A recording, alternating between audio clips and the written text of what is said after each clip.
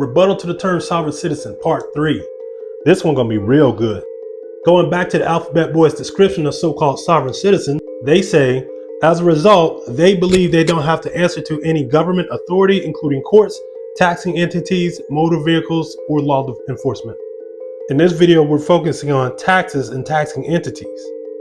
So to begin, we're going to go to the Constitution to see who has the power to lay taxes. In Article 1, Section 8, it says, the Congress shall have power to lay and collect taxes, duties, imposts, and excises, to pay the debts and provide for the common defense, and blah, blah, blah.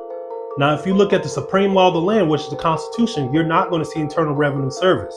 However, the Internal Revenue Service are the ones who are collecting taxes today. Next, we're going to go to this 1880s case, the Supreme Court case, Stone versus Mississippi. Let's see what they say. While taxation is, in general, necessary for the support of government, it is not part of the government itself.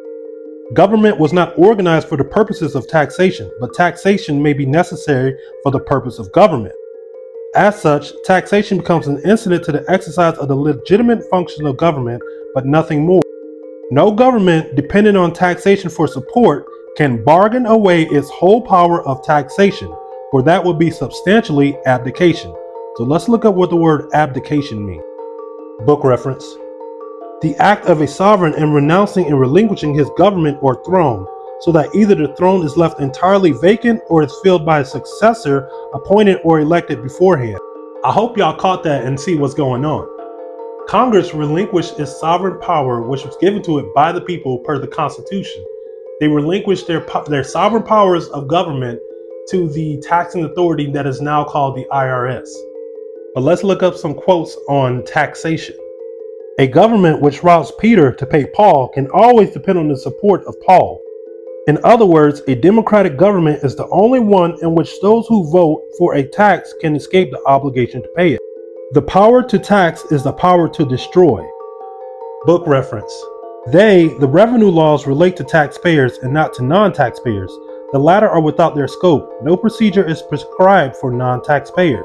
Now let's get into what their law and their code say about taxation. At 26 CFR section 601.602, it states, the tax system is based on voluntary compliance.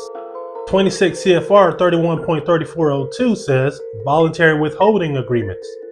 In the Supreme Court case Flora versus United States in 1960, it was said that our system of taxation is based upon voluntary assessment and payment, not upon distraint, which is a lie.